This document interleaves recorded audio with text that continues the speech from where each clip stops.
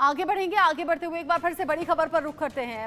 उत्तर प्रदेश के हाथरस में जो बड़ा हादसा हुआ है उसको लेकर जानकारी मिल रही है थोड़ी देर बाद, चूंकि जिला अस्पताल की तस्वीरें भी सामने आएंगी जहां पर सीएम योगी अभी थोड़ी देर पहले घायलों से मिले हैं, वहां से निकल गए हैं सीएम योगी। घायलों पीड़ितों से मुलाकात की है, उनके परिजनों से बात की है, साथ ही साथ परिजनों से ये जाना भी है कि किसी भी तरह से इलाज में कोई कोताही तो नहीं है, कहीं कोई कमी तो नहीं है, क्योंकि हादसा अब हो चुका है, घटना घट चुकी है। लेकिन अब ये जो तस्वीरें हैं, इन्हीं का मैं जिक्र कर रही थी, ये जो तस्वीरें हैं ये सामने आई हैं जिला अस्पताल के भीतर से, हाथरस में, जहां पर लोगों का इलाज चल रहा है और सीएम योगी खुद पहुंचे उन सभी घायलों से मिलने के लिए, हालचाल जानने के लिए। और यहाँ हम जो मौत के आंकड़े में देख रहे हैं, सबसे ज्यादा महिलाएं इसमें उन्होंने दम तोड़ दिया, महिलाओं की मौत हुई है। और यहाँ अस्पताल में भी ज्यादातर जो संख्या है वो महिलाओं की है जिन्हें अस्पताल में भर्ती कराया गया है, जिनका इलाज चल रहा है।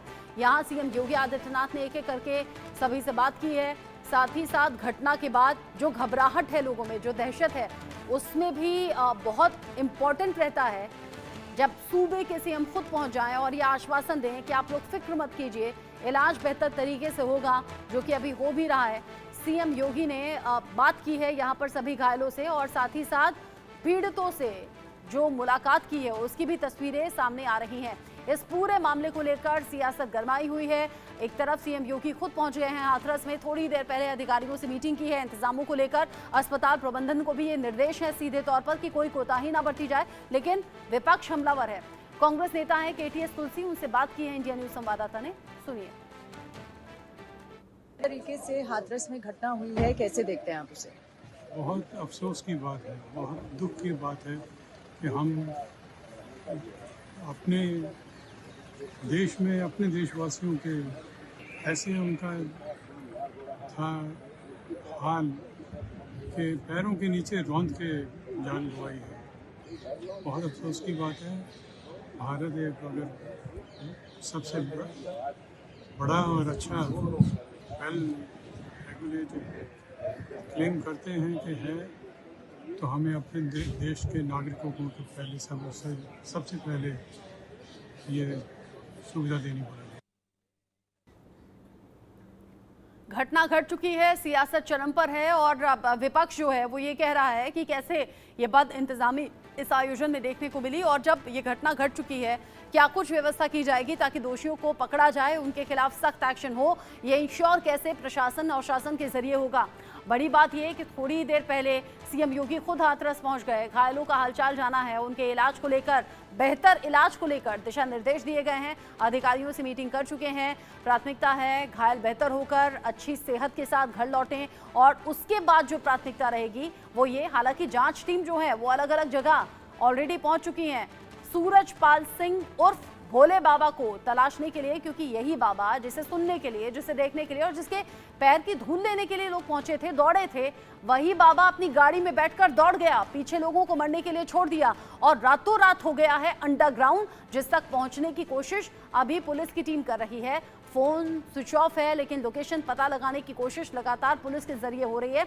सबसे बड़ी बात आप ये भी जानिए, जो एफआईआर दर्ज हुई है, जो पहली एफआईआर इस मामले में दर्ज हुई है, उसमें अभी तक बाबा का नाम नहीं है, उसमें नाम है आयोजकों का, उसमें नाम है सेवादारों का, प्रमुख सेवादार का नाम भी इसमें शामिल आ गया, यानी कि इधर उधर मामले को भटकाने की कोशिश के तौर पर भी इसे देखा जा रहा है। बाबा का नाम अभी तक एफआईआर में क्यों नहीं आया, ये भी बड़ा सवाल है। यहाँ आयोजकों और सेवादारों की बलि क्या एक तरीके से चढ़ाई जा रही है, या फिर क्या मामला डाइवर्ट करने की कोशिश तो नहीं है। ऐसी तमाम बातें हैं जो अब सामने आ रही हैं। साथ ही जिस तरीके से घटना घटी, लोगों में दहशत भी पसरी हुई है, वो तस्वीरें हमने आपको बिल्कुल नहीं दिखाई हैं। जो लाशों के अंबार से भरी हुई हैं वो तस्वीरें हमने आपको बिल्कुल नहीं दिखाई हैं, जिन्हें देखकर हो सकता है कि आपका दिल घबराहट से बैठ जाए। इस पूरे मामले को लेकर सियासत चल रही है, बीजेपी कह रही है जो भी दोषी होगा बख्शा नहीं जाएगा, कार्रवाई जारी है। एक्शन को सुनिश्चित कर रहे हैं खुद सूबे के मुखिया योगी आदित्यनाथ, जो कि लगातार अधिकारियों के साथ संपर्क में हैं। इस पूरे मामले को लेकर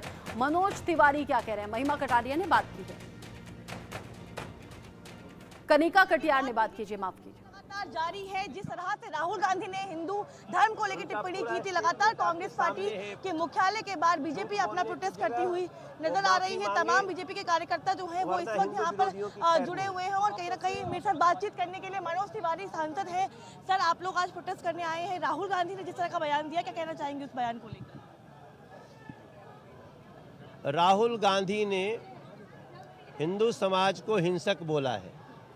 पहले ये भगवा आतंकवाद बोल चुके हैं कि भगवा पहनने वाले आतंकवाद करते हैं। उन्होंने कभी कहा कि मंदिरों में जाने वाले लोग लड़की छेड़ते हैं।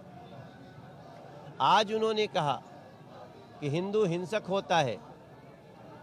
तो हिंसक लोगों को क्या करना पड़ता है? कल ये बोलेंगे हिंसक लोगों को गोली मार दो, और हम इस देश के हिंदू सड़क पे खड़े होकर के तमाशा देखेंगे।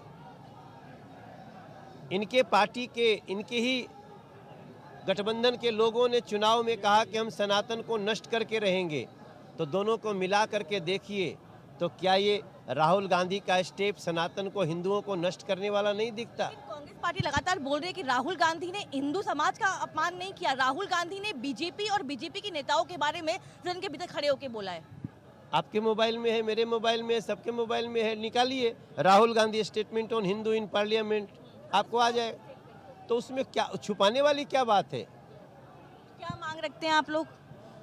अभी तो हम हल्का मांग रखे हुए हैं कि माफ़ी मांग लो, और नहीं तो माफ़ी मांगने लायक भी ये देश छोड़ेगा कि नहीं, ये भी देखना पड़ेगा। बहुत बहुत शुक्रिया बातचीत करने के लिए। साफ तौर पे मनोज तिवारी जो कि बीजेपी के सांसद हैं, वो इस बात की मांग रख रहे हैं कि राहुल गांधी ने जिस तरह के बयान दिए हैं, अब राहुल गांधी को माफी मांगनी चाहिए। कैमरा पर्सन अंकुश के साथ मैं कनिका, इंडिया न्यूज दिल्ली।